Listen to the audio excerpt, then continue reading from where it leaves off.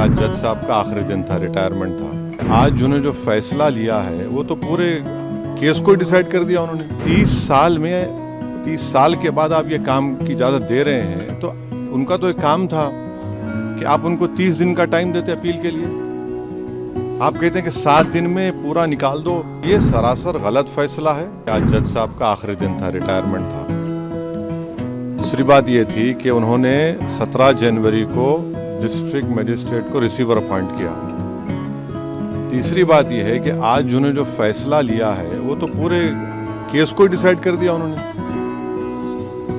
अरे आपने एक तो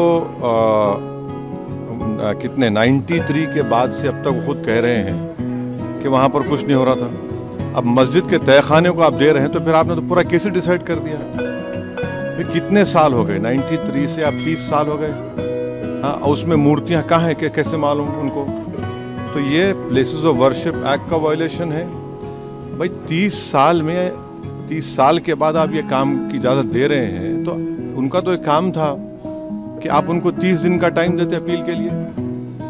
आप कहते हैं कि 7 दिन में पूरा निकाल दो, ग्रिल्स निकाल दो और आप इजाज़त दे दिए। तो ये सरासर गलत फैसला है। और आखिरी बात यह है कि नरेंद्र मोदी की सरकार जब तक अपनी खामोशी को तोड़ेगी नहीं और साफ तौर पे कहेगी नहीं कि हम प्लेसेस ऑफ वर्शिप एक्ट के ऊपर स्टैंड बाय करते हैं, ये पूरे तनाज़े चलते रहेंगे। और मैं फिर से कह रहा हूं कि जब बाबरी मस्जिद का टाइटल सूट का जजमेंट आया था, मैंने जिस एप्रीहेंशन का इजहार किया था कि वो फैसला यकीनन सुप्रीम कोर्ट हमारा आखिरी कोर्ट, हम इज्जत करते हैं, मगर फेद की बुनियाद पर आने से ये तमाम चीज़ें खुल रही हैं। और उस सुप्रीम कोर्ट के फैसले में प्लेसेस ऑफ वर्शिप एक्ट को बेसिक स्ट्रक्चर का हिस्सा करार दिया गया था। तो फिर ये लोअर कोर्ट सुन क्यों नहीं रहे हैं और केंद्र सरकार क्यों नहीं बोल रही है?